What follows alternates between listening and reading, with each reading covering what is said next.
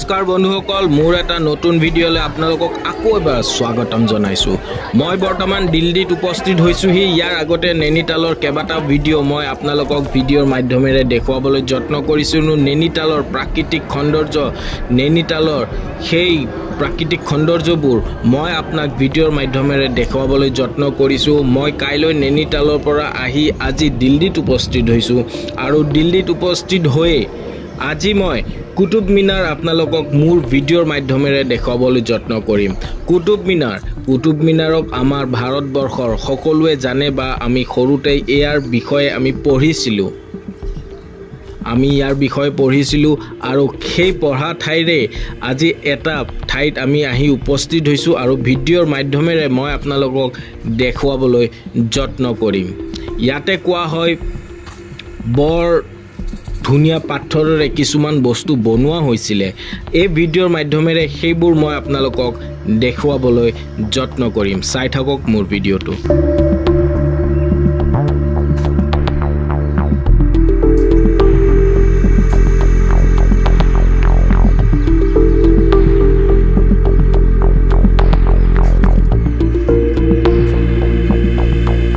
মোৰ সন্মুখত আপুনি যিটো বস্তু দেখিবলৈ পাইছে মই ইয়াৰ নামটো মই নাজানো, কিন্তু এই বস্তুটো সম্পূৰ্ণৰূপে পাথৰেৰে বনোৱা হৈছে।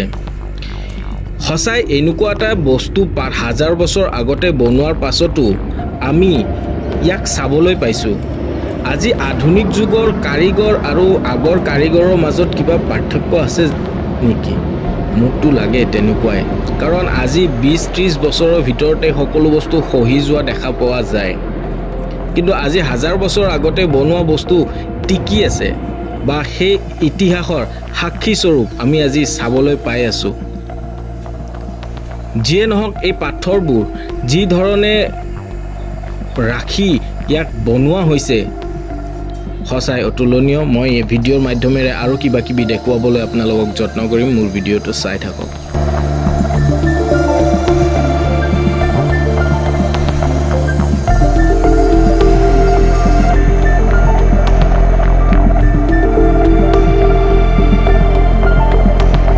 ইয়াৰে বহু ঠাই আপোনাৰ পাথৰসমূহ খহি যোৱা আমি দেখিবলৈ পাইছোঁ, কিন্তু হাজাৰ বছৰ আগতে বনোৱা হিচাপে আজিও এই ঠাইবোৰ অটুট হৈ আছে।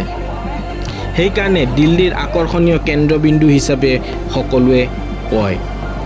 আপোনালোকে জানেনে কুতুব মিনাৰত ব্যৱহাৰ হোৱা পাথৰসমূহ কি? হয়, কুতুব মিনাৰত ব্যৱহাৰ হোৱা পাথৰসমূহ লাল বলুৱা পাথৰ বুলি কোৱা হয়। এই লাল বলুৱা পাথৰ ভাৰতবৰ্ষৰ প্ৰসিদ্ধ পাথৰ বুলি আমি সকলোৱে জানো। সেই সময়ত এই পাথৰটো খুবেই প্ৰচলন আছিলে। ৰজা মহাৰজাৰ দিনত এই পাথৰটো নিৰ্মাণ কাৰ্যত খুবেই ব্যৱহাৰ হৈছিলে।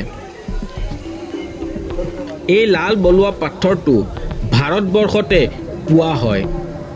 সঁচাকৈ ভাৰতবৰ্ষ এখন সমৃদ্ধশালী দেশ, যাক জাতিগত সমস্যাৰ পৰা আদি কৰি সকলো ধৰণৰ সমস্যাত জৰ্জৰিত কৰাৰ ফলত আজিৰ অৱস্থা আমি দেখিবলৈ পাইছোঁ।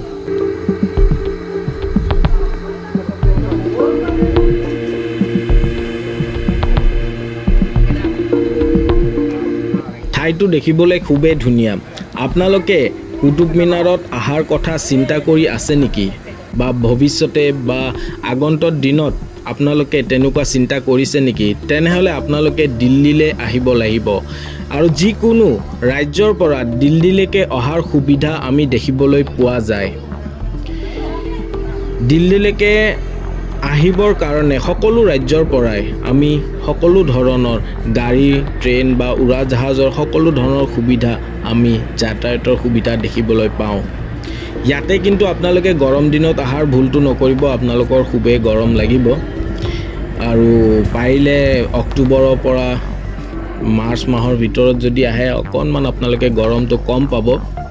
যিয়ে নহওক মোৰ ভিডিঅ'টো চাই কেনেকুৱা পালে আপোনালোকে মোক জনাব। যদি মোৰ ভিডিঅ'টো আপোনালোকক ভাল লাগিছে তেনেহ'লে লাইক, শ্বেয়াৰ আৰু কমেণ্ট কৰিব আৰু লগতে ছাবস্ক্ৰাইব কৰিব। আপোনাৰ এটা ছাবস্ক্ৰাইবে মোক আৰু অধিক আত্মবিশ্বাসী কৰি তুলিব, যাৰ ফলত মই আপোনালোকৰ ওচৰত নতুন নতুন ভিডিঅ' আনিবলৈ যত্ন কৰিম। এই ভিডিঅ'টো মই ইয়াতে সামৰিছোঁ। লগ পাম এটা আন এটা ভিডিঅ' আৰু আন এটা ঠাইত যাই মই আপোনালোকক এটা নতুন ভিডিঅ' দেখাবলৈ যত্ন কৰিম এতিয়ালৈ এৰিছোঁ লগ পাম এটা নতুন ভিডিঅ'ত ধন্যবাদ